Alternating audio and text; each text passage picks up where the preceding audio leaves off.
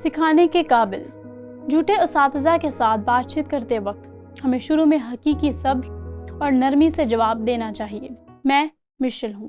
در حقیقت میں اس اصول کو دوبارہ بیان کر سکتی ہوں اور کہہ سکتی ہوں، جب ہم سے اختلاف کرنے والے کسی کے ساتھ بات چیت کرتے ہیں تو ہمیں ابتدا میں صبر اور نرمی سے جواب دینا چاہیے۔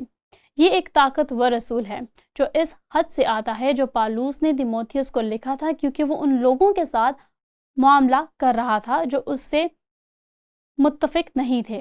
در حقیقت وہ ایسے لوگوں سے نمٹ رہا تھا جو یقیناً جھوٹے استاد تھے، اور واپس باب 2 میں اس نے ایک سنگین الزام دیا اور میں اسے ایک بار دہرانا چاہتی ہوں۔ وہ صرف یہ کہہ رہا ہے، پالوس نے تیموتھیوس سے کہا، یہ باتیں انہیں یاد دلا اور خدا کے سامنے تاکید کر کہ لفظی تکرار نہ کریں جس سے کچھ حاصل نہیں بلکہ سننے والے بگڑ جاتے ہیں۔ بے شک اس نے اور بہت سی باتیں لکھی، لیکن میرا ماننا ہے کہ وہ باب 2 24 اور 25 آیت میں واپس آتا ہے اور پالوس نے یہ لکھا، اور مناسب نہیں کہ خداوند کا بندہ جھگڑا کرے بلکہ سب کے ساتھ نرمی کرے اور تعلیم دینے کے لائق اور بردبار ہو اور مخالفوں کو حلیمی سے تادیب کرے۔ شاید خدا انہیں توبہ کی توفیق بخشے تاکہ وہ حق کو پہچانیں۔ اور آپ اس آیت میں یہ بہت واضح طور پر یہ دیکھ سکتے ہیں، وہ گفتگو کی بات کر رہا ہے اور وہ یونانی متن میں ایک بہت دلچسپ لفظ استعمال کرتا ہے یہ ڈیڈیکٹیکوس ہے۔ یہ پہلے تیموتھیوس میں پختگی کی خصوصیت کی فہرست میں استعمال ہوا ہے۔ وہ سکھانے کے قابل ہونے کے بارے میں بات کرتا ہے، اور یہاں دوسری تیموتھیوس میں ہمارے پاس وہ چیز ہے جسے میں ایک سیاق و سباق کی تفسیر یا وضاحت کہنا چاہتی ہوں کہ اس لفظ کا اصل مطلب کیا ہے، اور اس طرح ان الفاظ کے ساتھ جو سیکھنے کے قابل ہونے کے اس تصور کو گھیر لیتے ہیں، ہم دیکھتے ہیں کہ اس کا ہمارے کردار سے کیا تعلق ہے۔ یہ اس طریقے سے نمٹ رہا ہے جس میں ہم بات چیت کرتے ہیں۔ تو آپ کے پاس یہ لفظ ہیں، اور مناسب نہیں کہ خداوند کا بندہ جھگڑا کرے، سب کے ساتھ نرمی کرے، اور وہ بات چیت کے متعلق بات کر رہا ہے۔ خداوند کا بندہ بردبار ہو، خداوند کا بندہ مخالفوں کو حلیمی سے تادیب کرے، اور یہی چیز ہمیں سکھانے کے قابل بناتی ہے، اور یہ مواصلات میں اتنا طاقتور تصور ہے۔ اگر آپ اسے توڑتے ہیں اور اس کا خلاصہ کرتے ہیں تو آپ صرف یہ کہہ سکتے ہیں کہ ہم روح کے پھل کی عکاسی کر رہے ہیں، کیونکہ اگر آپ غلیطیوں میں جاتے ہیں اور روح کے پھل کو پڑھتے ہیں، محبت اور خوشی اور حلیمی، تو آپ یہاں ان لوگوں کے ساتھ بات چیت کرنے کے طریقے کے لحاظ سے ایک زبردست تعلق دیکھیں گے جو ہم سے متفق نہیں ہیں۔ اس سلسلے میں ایک اور دلچسپ بصیرت ہے، اور میں یہ آگاہی اس لیے لے کر آئی کیونکہ سیمنریز میں میرے ساتھ ایک دوست، ایک ساتھی استاد تھا، اور اس نے کوائن یونانی سکھائی جو نئے عہد نامہ کی زبان ہے، لیکن اس نے کلاسیکی یونانی میں PhD بھی کی تھی، اور کلاسیکی یونانی کے مطابق یہ مسیح سے پہلے 4 اور 5 صدی تک جاتا ہے، اور لفظ ڈیڈیکٹیکوس پہلی صدی سے پہلے استعمال ہوتا ہے۔ ایک ہی بنیادی لفظ، لیکن اس کے معنی مختلف ہیں، لیکن اس کا ایک ہی مطلب تھا، اور اس نے میری طرف اشارہ کیا۔ اس نے کہا، مشل، اگر آپ کلاسیکی یونانی میں واپس جائیں تو لفظ ڈیڈیکٹیکوس کا مطلب ہے تعلیم کے قابل، لیکن کوائن یونانی میں اس کا مطلب ہے سکھانے کے قابل۔ اب اسے سمجھنے کے لیے ہم جانتے ہیں کہ زبان بدل جاتی ہے۔ ہو سکتا ہے کہ آپ کا لفظ ایک ہی ہو لیکن معنی مختلف ہیں۔ مثال کے طور پر اگر آپ کنگ جیمز ورژن 1611 پر واپس جائیں تو یہ آپ کی گفتگو کو مسیح کی عکاسی کرنے کے بارے میں بات کرتا ہے۔ ویسے آج کل لفظ گفتگو کا کیا مطلب ہے؟ ہماری تقریر۔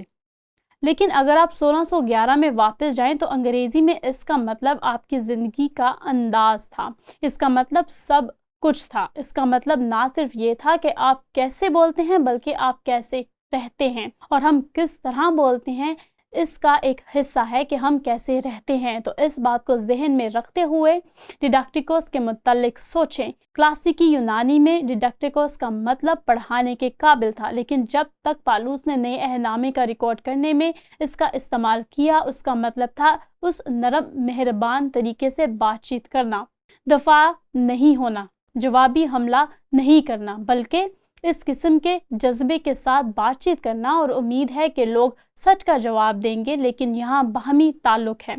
کلاسیکی یونانی میں اس کا مطلب پڑھانے کے قابل تھا، جب تک یہ کوائن یونانی میں آیا جو یسوع کے زمانے میں عین زبان تھی، اس کا مطلب یہ تھا کہ سکھانے کے قابل روح کے ساتھ بھی بات چیت کر سکے، قابل تعلیم جذبے کے ساتھ سمجھداری سے بات چیت کرنا۔ اور آپ دیکھتے ہیں کہ یہاں اس آیت میں جو پالوس نے درج کی ہے، آپ نے دیکھا لفظ نے اپنے تمام معنی نہیں کھوئے۔ تب اس کا مطلب پڑھانے کے قابل تھا جب تک یہ نئے عہد نامہ کی زبان میں آیا۔ اس کا مطلب یہ ہے کہ دوسروں کو خود سکھانے کے قابل روح کے ساتھ سکھا سکیں، اور یہ ان لوگوں کے ساتھ نمٹنے کے سلسلے میں خوبصورت تصور ہے جو ہم سے متفق نہیں ہیں۔ آپ میں سے بہت سے لوگوں نے مجھے ایک بہت ہی قریبی دوست اور ایک ساتھی بزرگ کی مثال کو کلیسیا میں پودے لگانے میں میرے ساتھ سنا ہے، اور وہ ایک ہفتہ کی صبح اٹھا تو وہاں لوگوں کا ایک گروپ اس کے گھر کو گھیرے میں لے رہا تھا، اور دروازے پر دستک ہوئی اور کوئی چاہتا تھا کہ وہ اس دستاویز پر دستخط کرے کہ اس کا ادارہ دراصل اقلیتوں کے ساتھ ناانصافی کر رہا ہے، خاص طور پر قرضوں پر پروسیسنگ کے معاملے میں۔ آپ کیا کریں گے؟ اور ویسے اس شخص کے پاس ایک آدمی کھڑا تھا جس کے پاس کیمرہ تھا جو تصویر لینا چاہتا تھا۔ ظاہر ہے وہ مزاحمت کر رہا تھا۔ ٹھیک ہے، مائک واقعی اس صورتحال کو سمجھ گیا تھا۔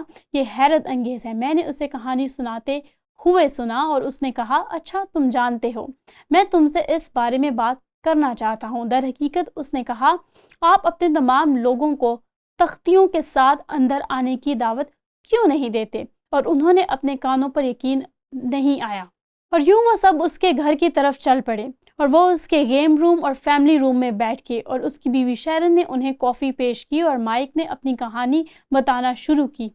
اس کے خدشات اس کی مخصوص ثقافتی صورتحال میں پڑ رہے ہیں اور وقت کے ایک موڑ پر، اور ویسے وہ ان کے کچھ خدشات کے ساتھ ہمدردی کا اظہار کر رہا تھا، اور یہاں تک کہ اس نے ان کے خدشات میں سے کچھ شیئر کیا، اور اس کے پاس اسیر سامعین تھے جو وہ سن رہے تھے، اور آخر میں اس نے یسوع مسیح کے بارے میں اپنی گواہی شیئر کی، اور اس نے کہا، تم جانتے ہو مجھے ایک کافر کی حیثیت سے ایک مسئلہ درپیش تھا، اور میں خود اس مسئلے کے بارے میں فکر مند تھا، خاص طور پر تعصب۔ لیکن اس نے کہا، اب جب کہ میں یسوع پر یقین رکھتا ہوں، میں واقعی اس حقیقت کے بارے میں فکر مند ہوں کہ ہمیں کبھی بھی کسی کے خلاف تعصب کا شکار نہیں ہونا چاہیے۔ اور اس وقت اس نے اس کمرے میں بیٹھے ان لوگوں سے آمین لینا شروع کر دی جو اس کے گھر دھرنے کے لیے آئے تھے۔ ایک لمبی کہانی مختصر کرنے کے لیے وہ سب دروازے سے باہر نکلے، اس کی مہمان نوازی کے لیے اس کا شکریہ ادا کیا، بس میں سوار ہو گئے اور پھر کبھی ان سے کچھ نہیں سنا۔ میں نے اسے وہ کہانی سناتے ہوئے سنا اور میں نے کہا، واہ! پالوس نے دوسرے تیموتھیوس 2 باب 24 اور 25 میں جو کچھ کہا اس کی کتنی خوبصورت مثال ہے۔ اور میں نے اسے ساتھی بزرگوں کے ایک گروپ کو پڑھ کر سنایا، اور میں نے اس کہانی کے پیش نظر لفظ پڑھے، خدا کے بندے کو جھگڑا نہیں کرنا چاہیے بلکہ ہر ایک کے ساتھ نرمی سے پیش آنا چاہیے، سکھانے کے قابل۔ آپ ایسا کیسے کرنے جا رہے ہیں؟ اور تحمل سے اپنے مخالفین کو نصیحت کرنا، اور شاید خدا انہیں توبہ کی توفیق دے تاکہ انہیں سچائی کے علم کی طرف لے جائے۔ اور اس خاص دن ان لوگوں کو سچ سنا۔ انہوں نے یسوع مسیح کے بارے میں سچائی سنی جو سب سے اہم سچائی ہے جیسے کوئی بھی شیئر کر سکتا ہے۔ لہٰذا سکھانے کے قابل کا یہ تصور بہت ہی مختلف حالات پر لاگو ہوتا ہے، نہ صرف انتہائی مخالف حالات میں بلکہ زندگی کے معمول کے معاملات میں۔ در حقیقت یہی وہ چیز ہے جو ہمارے بچوں کے ساتھ بات چیت کرنے کے لیے ایک اچھے باپ اور ایک اچھی ماں کو رشتہ بناتی ہے۔ تاہم ایک سوال ہے، اور سوال کا تعلق اس حقیقت سے ہے کہ بعض لوگوں کا خیال ہے کہ پالوس اپنے منہ کے 2 اطراف سے بول رہا ہے، جسے آپ جانتے ہیں کہ اصطلاحی طور پر اس کا کیا مطلب ہے۔ اپنے آپ سے متصادم۔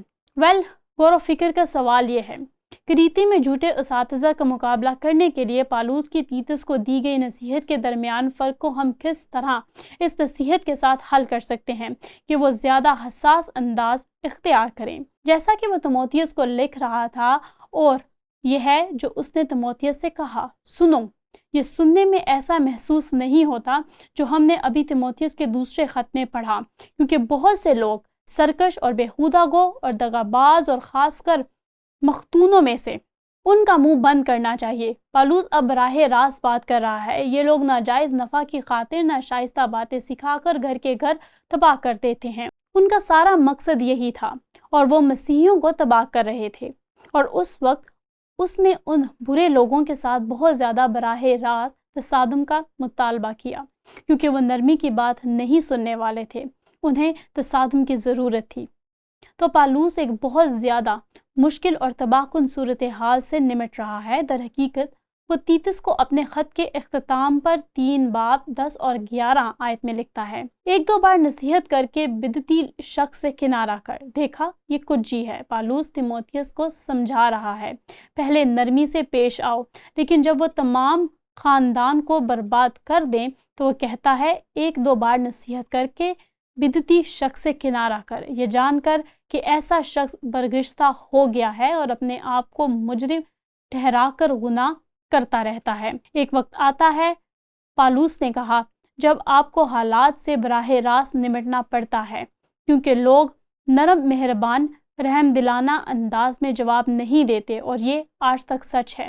لیکن یہ حیرت انگیز ہے کہ جب آپ حساس الفاظ کے ساتھ بات چیت کرتے ہیں تو یہ کتنا غیر مسئلہ ہوتا ہے۔ اور میرے خیال سے ہم سبھی اس خط سے سبق حاصل کر سکتے ہیں جو پالوس نے تیموتھیوس کو لکھا ہے۔ جھوٹے اساتذہ کے ساتھ بات چیت کرتے وقت ہمیں شروع میں حقیقی صبر اور نرمی سے جواب دینا چاہیے۔